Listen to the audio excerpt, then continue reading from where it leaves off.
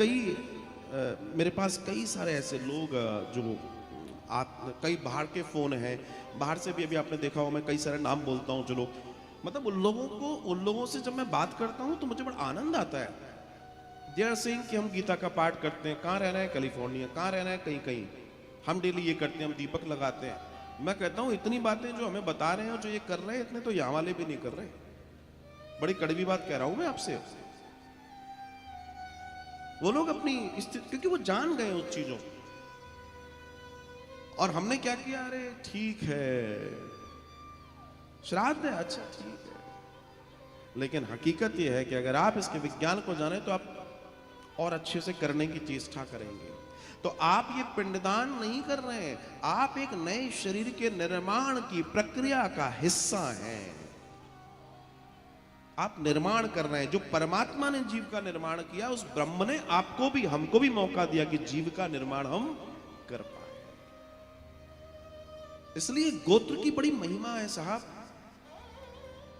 जब इनब्रीडिंग होगी, आपसी विवाह होंगे, तो उसमें शक्ल सूरत सुंदर हो सकती हो कि शक्ल देख के ही तो विवाह हो रहा है, लेकिन ये बहुत स्ट्रांग नहीं होगा, ये डिस्ट्रक्टिव होगा धीमे धीमे धीमे धीमे।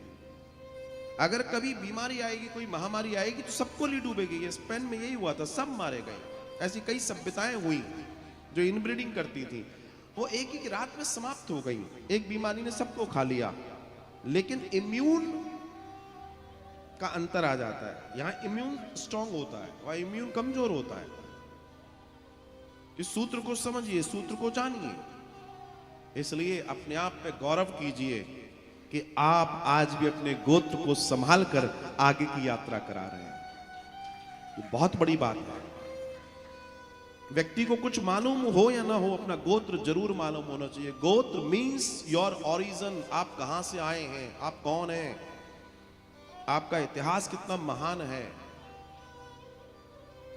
व्यक्ति चीजों की खोज कर रहा है, मैं कह रहा हूं अपने गोत्र की खोज कर लो, तुम बहुत कुछ पा जाओगे।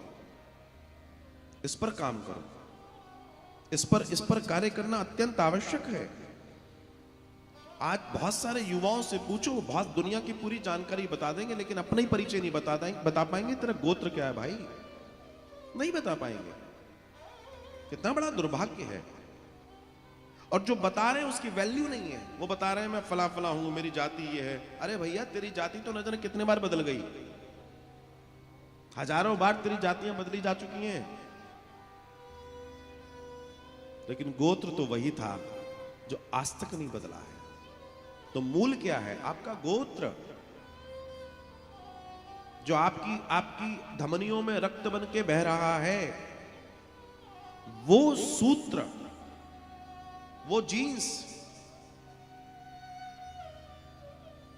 आपकी नाक बदली, आप देखना आपके दादा का फोटो, आपकी नाक वैसी है।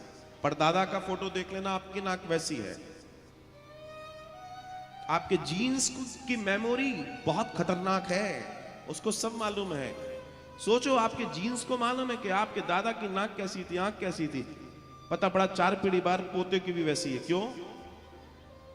क्योंकि हमने गोत्र पे काम किया था। और जैसे ये डिसऑर्डर शुरू होंगे, हम सगोत्री और ये सब करना शुरू कर देंगे, तो धीमे धीमे ये निशानियां मिट जाएंगी और चीजें बदल जाएंगी। ओरिजिनल चीज खत्म हो जाएगी, आर्टिफिशियल और कृत्रिम चीजें बाहर आ जाएंगी। ठीक वैसे ही लोग कई बार मुझसे उलझते, नहीं साहब आप ऐसे कैसे। जो बात है सही है। आज अंतरजातीय विवाह हो रहे हैं, आगे न जाने कैसे कैसे विवाह होंगे। अंतरजातीय के अब तो लड़का लड़का का और लड़की लड़की का भी हो रहे हैं। अब आप सोचिए, हम पशुता की तरफ कितनी तेजी से जा रहे हैं। विचार करके देखिए। इसी के लिए मना किया गया था। उनको मालूम था 5-10 हजार, 20 हजार, 1 लाख, 2 लाख, 5 लाख साल पहले मालूम था ये बात। तब उन्होंने ये सूत्र दे दिया था, ये गड़बड़ हो जाएगी। लाल गुलाब है आपके घर में, लाल गुलाब को काट के बोला साहब इसको बढ़िया कर दें, वहां में सफेद गुलाब की कलम लगा के मिट्टी बांध दी। अगली बार फूल कैसे आएंगे? पत्ती लाल होगी या सफेद? सफेद और लाल चितकबरी होगी ना। फिर उस उस कलम में से फिर ऐसी एक कलम जोड़ दो, फिर और ज्यादा चितकबरी होगी।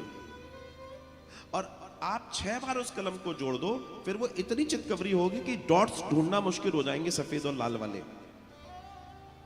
लेकिन मुझे इतना बता दो, क्या उसमें से तुम्हें लाल वाला फूल मिल जाएगा या सफेद वाला फूल मिलेगा? बस यही वो जेनेटिक डिसऑर्डर है जिसे हम लोग नहीं समझ रहे हैं।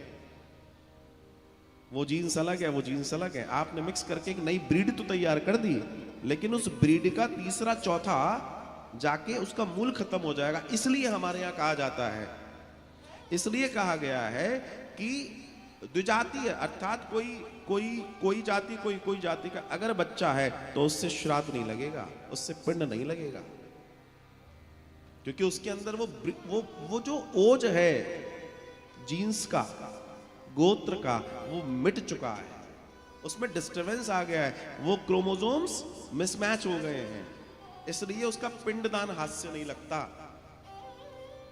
ये है विज्ञान। क्योंकि वो चाहते नहीं, उसको तो क्लिक वही करेगा ना, जो स्विच जिस तरह से डिजाइन है उसी में तो जाएगा। कभी कभी देखना आपके बोर्ड के अंदर नया कोई प्लग आ गया तो नहीं घुसता, क्योंकि उसके साइज अलग है। भैया वो साइज वाला मामला है। तो वो जो गोत्र है अगर यहां डिस्टर्ब होगा, जो बच्चा बनेगा वो बच्चा द्विजातीय हो गया, इसलिए उससे पिंडदान या पूजा या अन्य कर्म नहीं कराए जाते। हाँ, करने वाले कर रहे हैं, बात अलग है, लेकिन शास्त्रीय दर्शन में नहीं कराए जाएंगे। ये समझिए साहब, ये समझना है, ये जानना है, यही है असली ये पूरे कर्मकांड का विज्ञान। हाँ, विज्ञान। ये सिर्फ अंधी दौड़ नहीं है। अरे हाँ ठीक है, मुझे बहुत तरस आता है ऐसे लोगों पर जब वो ये बोलते हैं। मुझे बस इतना लगता है कि हाय, ये ज्ञान में कितने गरीब हैं। वैसे अमीर हो सकते हैं लेकिन ज्ञान में कितने गरीब हैं।